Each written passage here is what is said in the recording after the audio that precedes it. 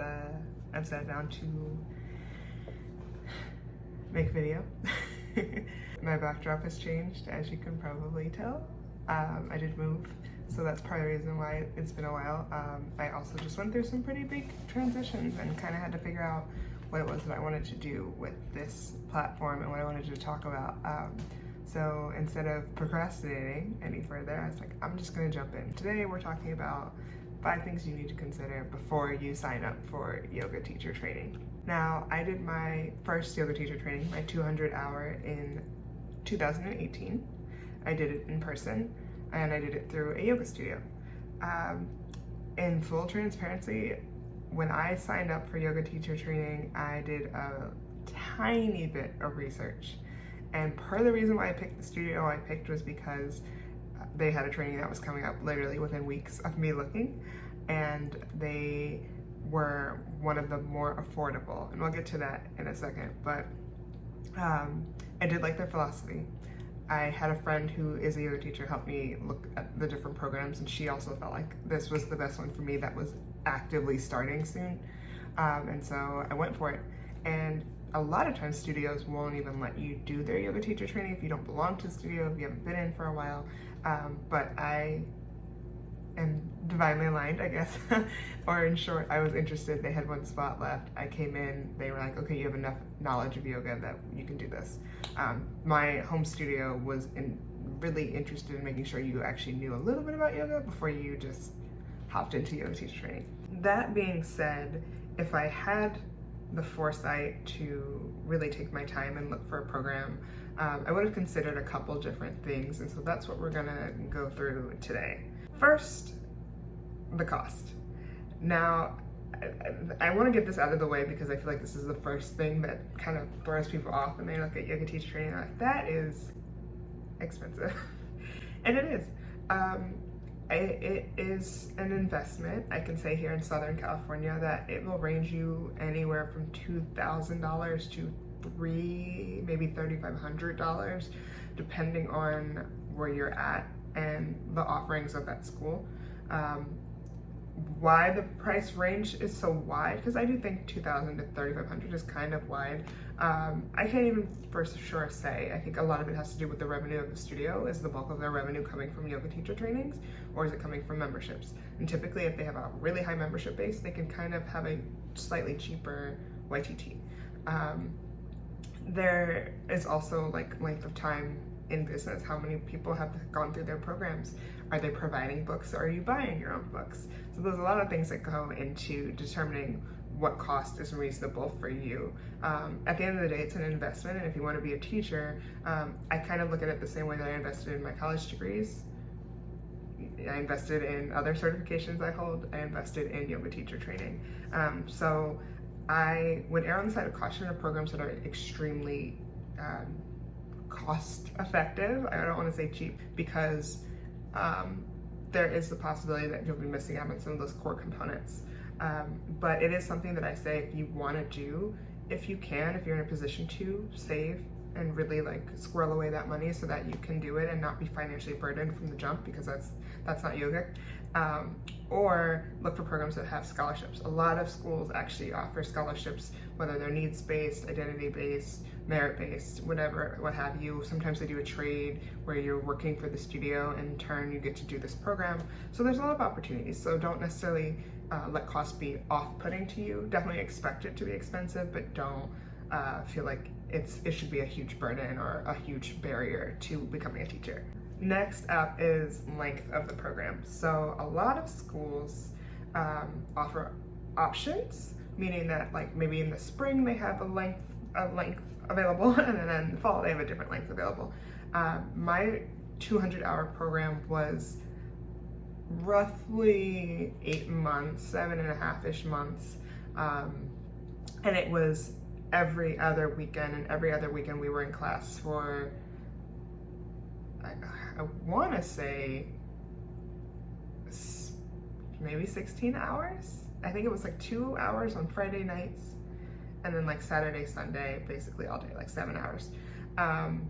That it worked for me because I'm someone who, I work full-time. I have a career outside of yoga, and so it actually worked perfectly with my schedule. I've seen some schools where they have it like Wednesday night instead of Friday night, Saturday, Sunday, and then I've seen some programs where it's an intensive and you go for a month and you're in, often those are the ones you see that are in Bali or, you know, Costa Rica or somewhere like, you know, where you can go and unplug for 30 days and get done. And that's very intense. I think it's a beautiful experience. I would love to do it one day. I don't know if I would do another 200-hour, but maybe even a 100-hour training off hand, you know.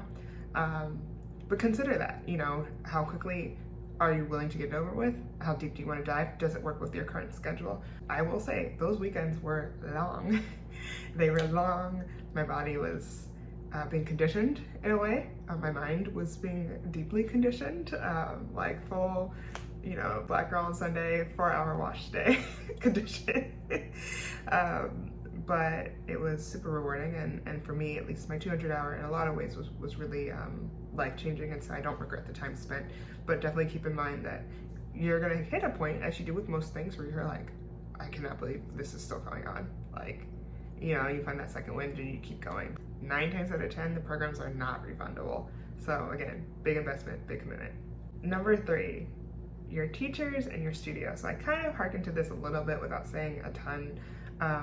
But when I signed up for my first teacher training, I didn't actually know the teachers that were going to be leading the program. I had met them, I hadn't practiced with them.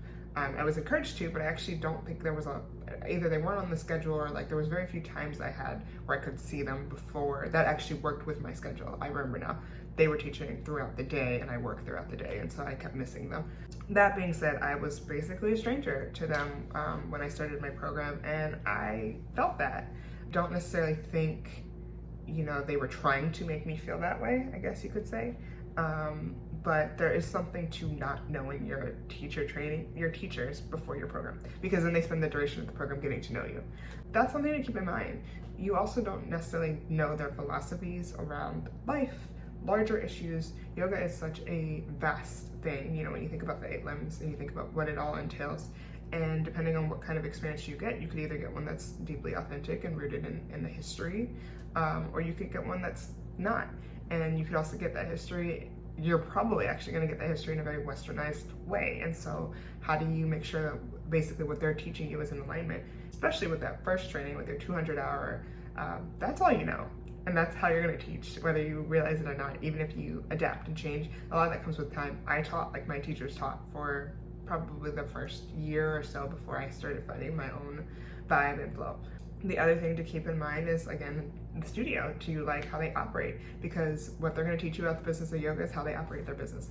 What they're going to teach you about, you know, how to dress for class, how to hold space for class is typically how they operate their studio. If you like going to the studio, cool.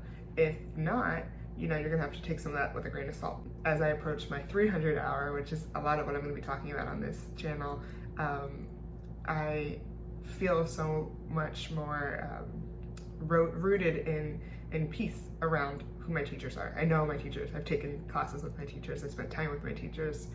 I like them as people, and I agree and align with most of their philosophies and values, and where we don't align, we're able to have like dynamic dialogue, and I think that is really, really important. Number 4. Number 4 is your why. Why do you want to be a yoga teacher? I ask this because I know a lot of people, and I do mean a lot, probably more often than not, who do ITT and then never teach.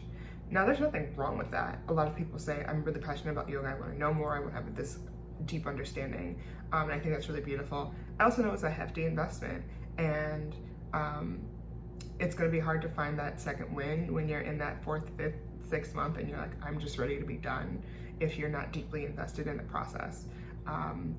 I kind of am wary of programs that, with the exception of the intensives, where you're in it, you know, you're in a different country, on a different continent. The programs that are like online only, really, really short, really, really fast, a lot of self-study, not a lot of talking to your teachers and classmates. It's hard to get that foundation. My personal journey was very much rooted in mental health, and not so much in you know, any sort of like trying to be more flexible or trying to be stronger even, that came with it. But I think if that was my only why, I don't know if I would have been able to fall in love in the way that I did and continue on in the way that I have. And so think about that, you know, if it's, and it's okay if you do want to be more flexible or you do want to do a headstand. It's an investment. And you know, every time a cohort of yoga students come together, that means that there's probably someone somewhere who maybe wanted a spot that didn't get it. And so it's just something to think about. You know, the same way that if you are someone who wanted to go to college or went to college, you took some time to figure out what your major was going to be, what you were going to study, because it was going to be a life-changing event. And I just think it's important to get really clear on what that means for you. Number 5, I think, is one that I don't want to say is controversial, but it's something that I think about often. It is the school registered with Yoga Alliance? Now, I can't speak extensively about Yoga Alliance. I can't speak extensively about whether or not you should or should not consider a program that's registered with Yoga Alliance.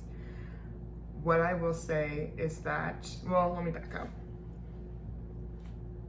Yoga Alliance is a credentialing organization that basically provides structure for yoga studios and yoga teachers to facilitate yoga teacher training programs. The studio I went through for my 200-hour and the studio I'm going through for my 300-hour are both Yoga Alliance credentialed. That being said, thousands of years ago when yoga was born, there wasn't a credentialing system. There are definitely lineages, there are definitely histories, but there wasn't a Yoga Alliance. And so take that with a grain of salt of, you know, whether or not that matters to you. What I will say as someone who has taught in multiple sectors, meaning private, through large institutions, through studios, is that a lot of them did care whether or not I was a Yoga Alliance registered teacher. Why? I don't know. I think part of that is because Yoga Alliance does require, in order for you to maintain your certification, a certain number of hours of teaching every year and a certain number of hours of continued education. And so kind of if you're someone who wants to be held accountable to teach more and study more, then it's helpful. I mean, it's you know, it's there. And like, I'm also certified in health education. I have my CEUs that I have to get, you know, every couple of years. I have to be retested, you know, if I don't get those. If you feel like that's something that helps you be motivated, and I think that's definitely available. There's also certified yoga teachers, and certified yoga teachers come through yoga schools. So those places aren't necessarily studios. I mean, I'm sure a lot of them offer classes, but they're really schools. They just crank out teachers. And quite a few of those popped up over the pandemic, and we're teaching online. So consider what that means to you. I mean, I think it's hard because a lot of this goes back to respectability politics. A lot of this goes back to cost barriers, and it's a sticky place, right? As someone who picked schools that have that credential, part of that is because, for me, as a marginalized person, it helps to have other things bolster, you know, who I am and what I do. You know, take that for what it's worth. All right, so I feel like I have chatted about this a lot, but those are 5 things that I think you should consider when you are picking your yoga teacher training.